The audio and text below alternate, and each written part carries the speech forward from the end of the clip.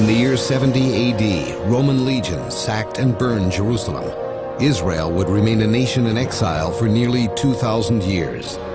But in the aftermath of World War II, the people of the book returned home.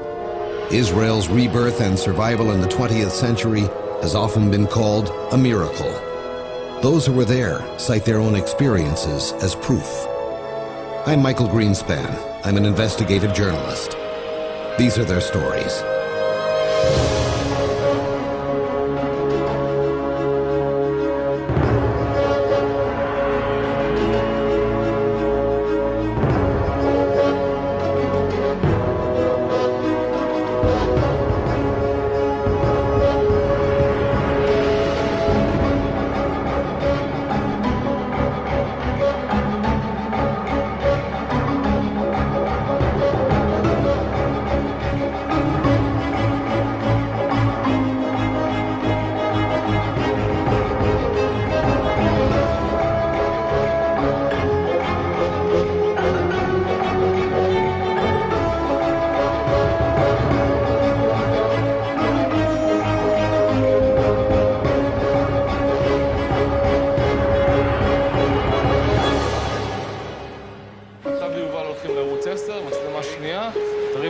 You guys all set? Yes. We'll meet you on channel 10. You know the others, right? Yeah, I've been there. Bye, see you there. Bye. יאללה חבר'ה, עלו לבן.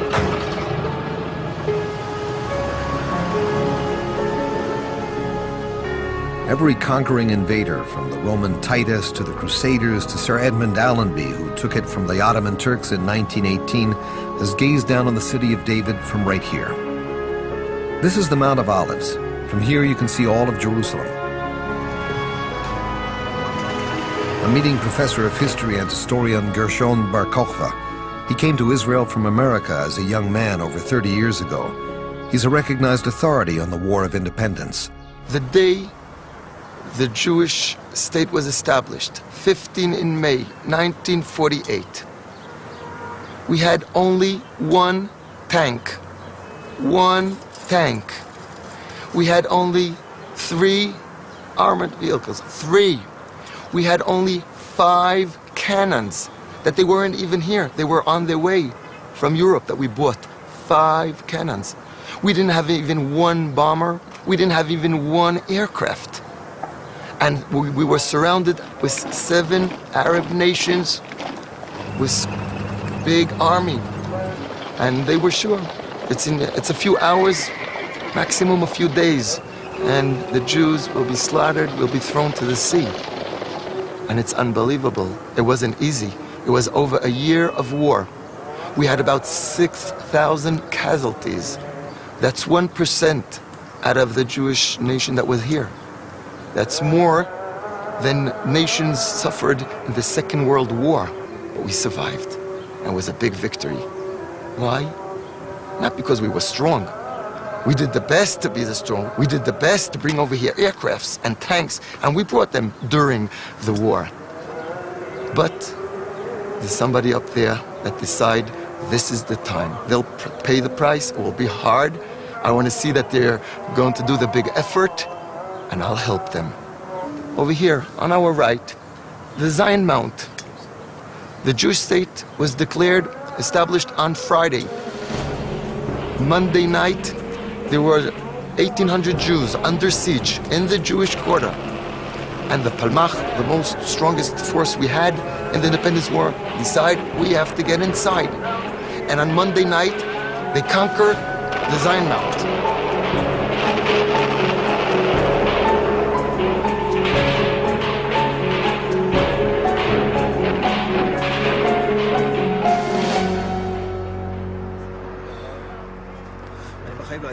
בחיים לא הייתי מאמין לזה. בחיים לא הייתי מאמין. וכמה פעמים אמרתי לו, In the morning, 5 soldiers of us were in front of the Zion Mountain, and thousands of Arabs started a counterattack to the Zion Mountain. חבר'ה, יש לנו אורחים!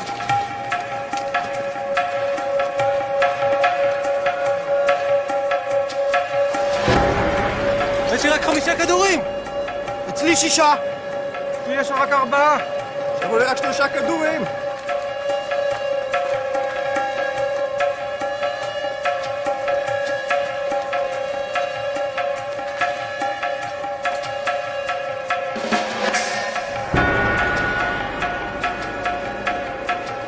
טוב חבר'ה, היה כיף להכיר אתכם. אולי אין לנו שום סיכוי, אבל אנחנו יכולים להילחם כמו גדולים. לפחות כמה דקות. ואחר כך, אללה ירחמו. אל תדאגו. ניגמר מהר.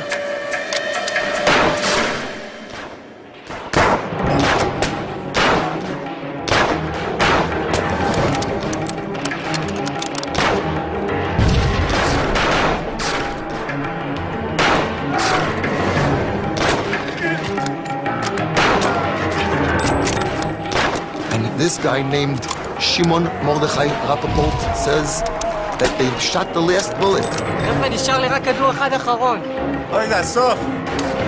And they were sure that's the end. They're going to be slaughtered. זהו, זה נגמר, חבר'ה. זה נגמר. עשינו מה שיכולנו. And the Arabs that felt that there are no more shooting, they started yelling, Itbach el-Yahud, kill the Jews, and started running towards this emplacement. And suddenly, they heard the Arabs yelling, Ibrahim, Ibrahim, Ibrahim! Abraham, and Abraham! And running away. They have no idea what happened.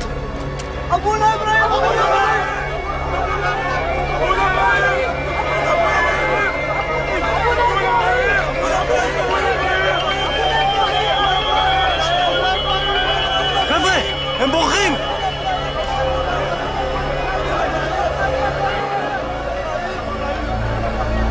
זה לא יאומן!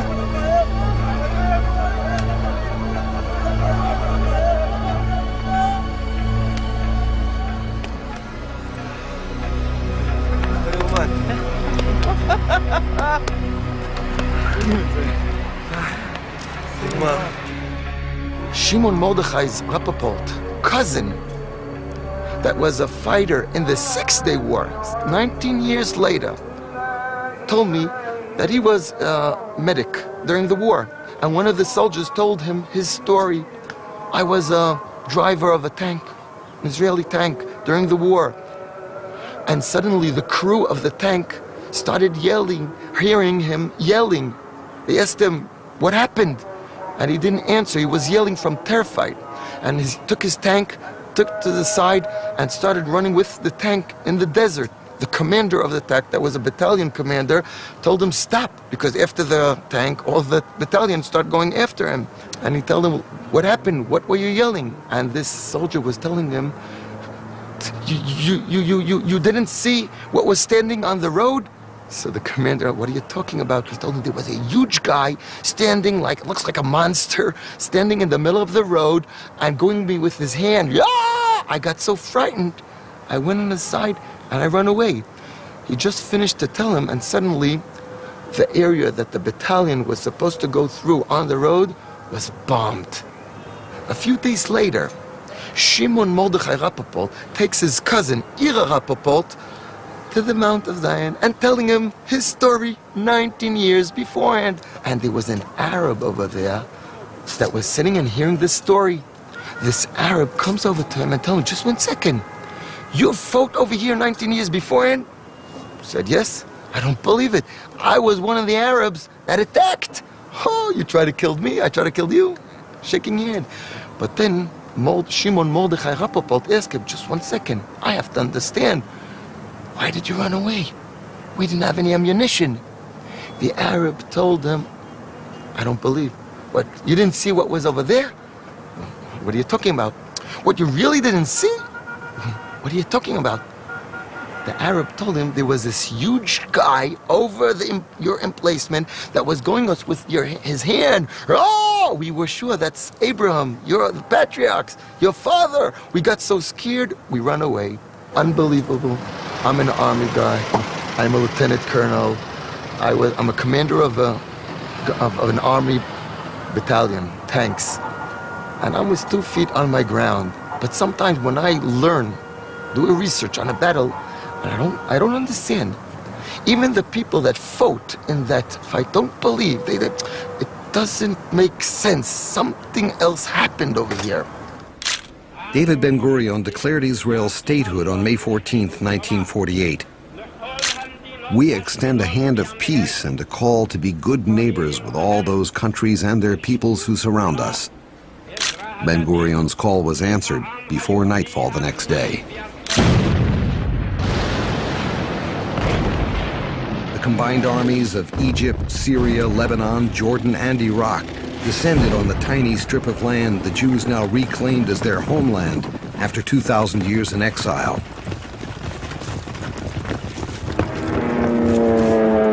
The odds of Israel's survival seemed impossible. Aryeh Yitzhaki is one of Israel's military historians. We talked about the war for independence. כשהתחלתי במחקר שלי הראשון על מלחמת העצמאות כחוקר צעיר מאוד, הלכתי לאיש שהיה אדריכל של המלחמה.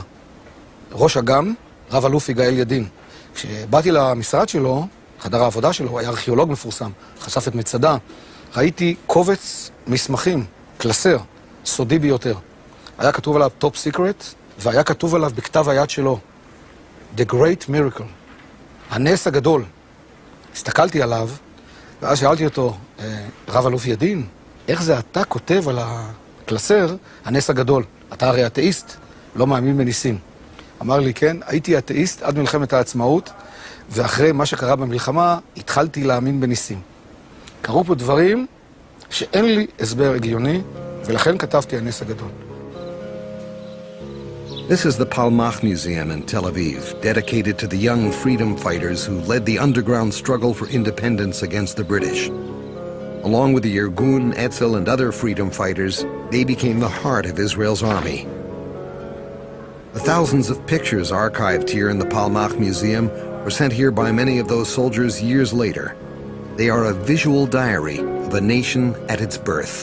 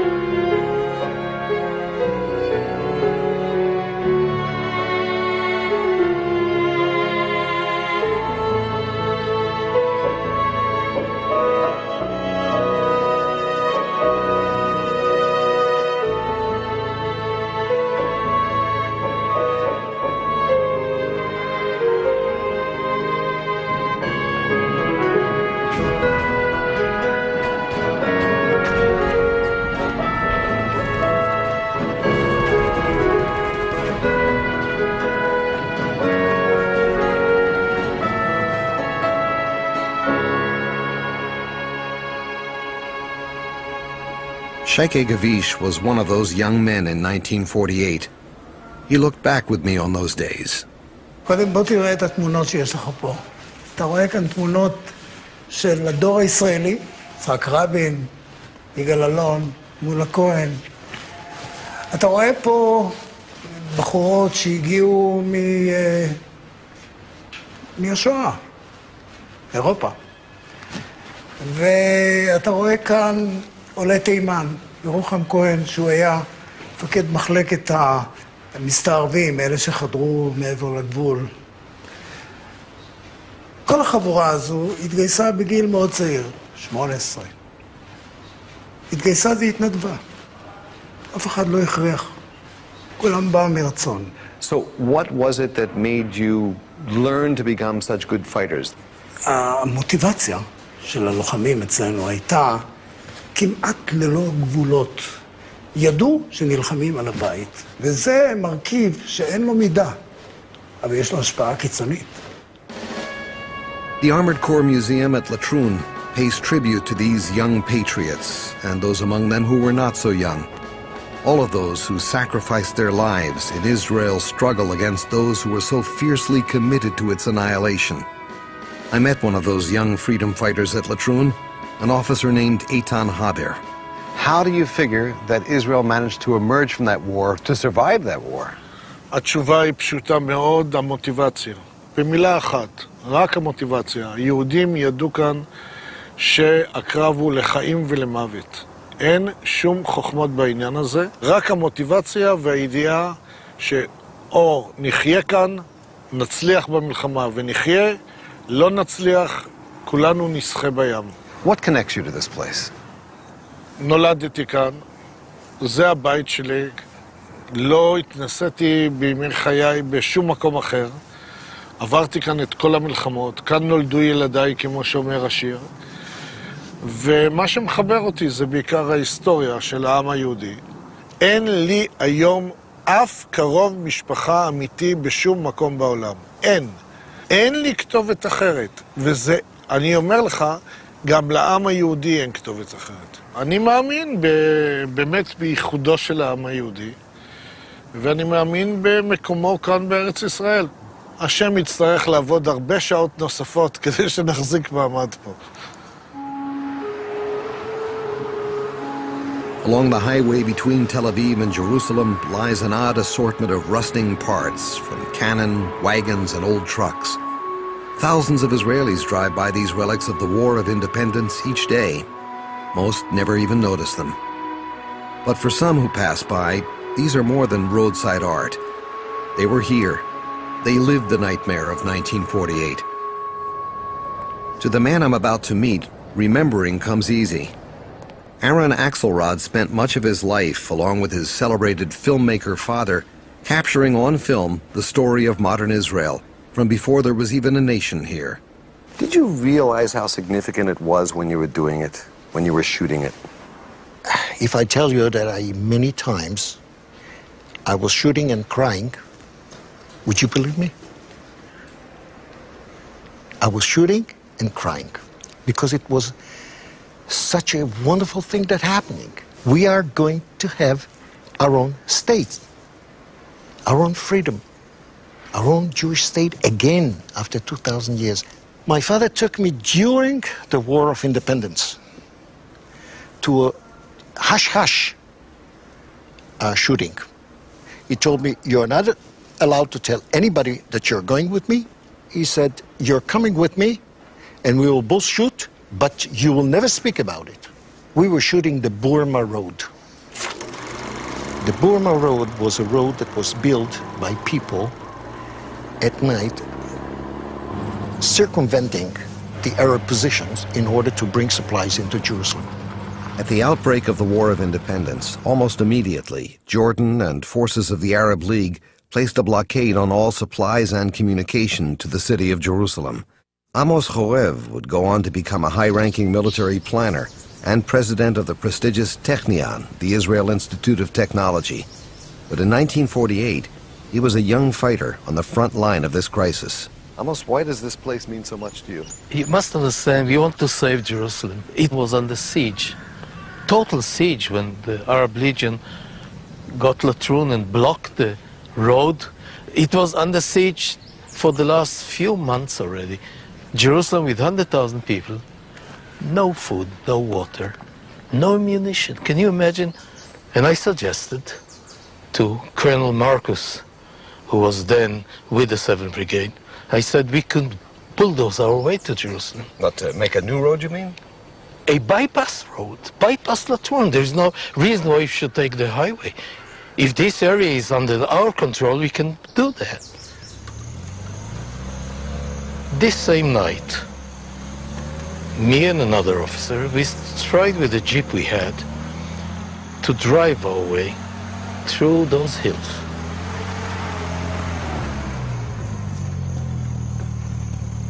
And we got tired. Part of the way we slept.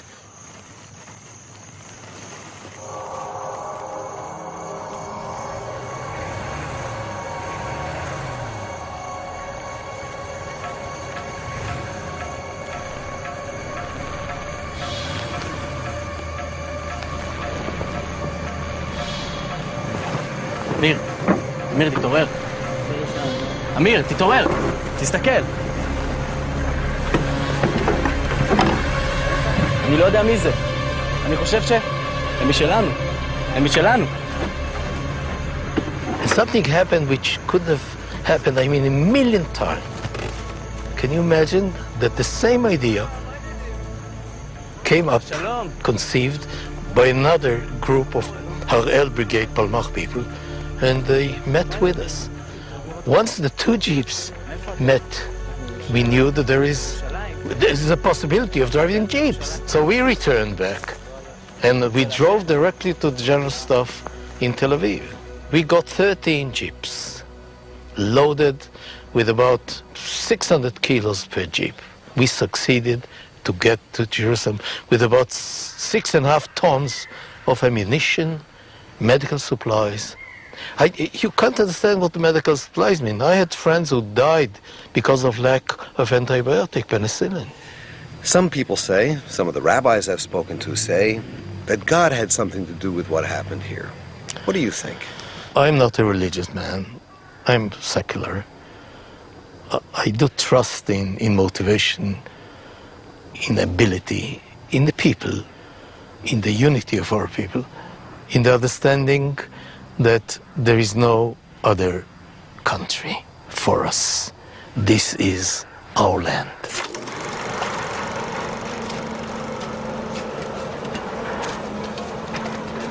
We see the Boomer Road. That road was a dirt road, and in one place there was a big rock that the truck could not engage it. You see the bulldozer is pushing the truck. The truck were unloaded, pushed over the rock, and then reloaded, and that's the way they went up to Jerusalem. And the first convoy that came to Jerusalem, I was on it.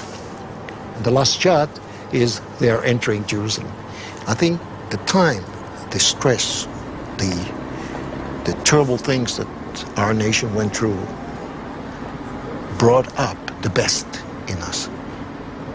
If you can think back over all the, I don't know how many thousands, millions of feet that you and your father shot over all those years, and pick out one moment that in your mind captures the essence of this country, what would it be? Herzl funeral. When the state of Israel brought the coffin of the prophet of the state of Israel, Theodor Herzl, into this country for 3 days. I don't think we stopped for lunch or to eat or to drink. We were running around and shooting.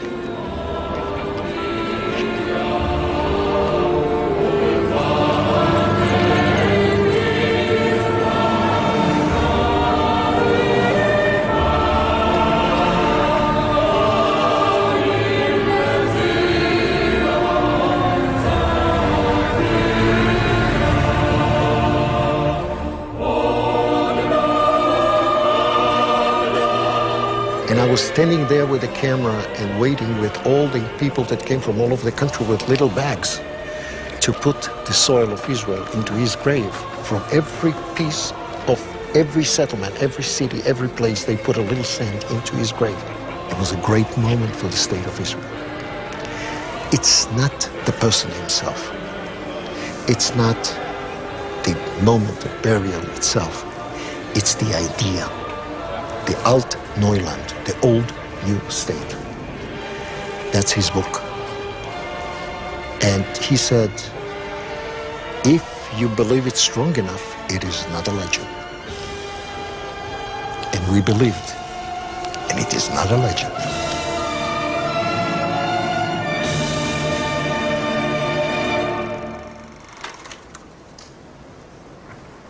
Do you believe in miracles? Wherever you look, and wherever you touch, it's a miracle.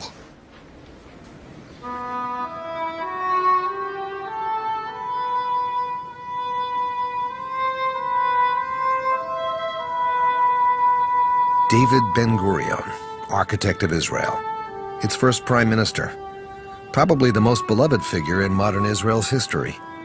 Their George Washington. He was a great patriot, a Zionist with a vision for building this land into a great nation through hard work, determination, and sacrifice. He was not a religious man, yet David Ben-Gurion once said, "To live in Israel without believing in miracles is not practical." After 1948, a lot of his countrymen agreed with him.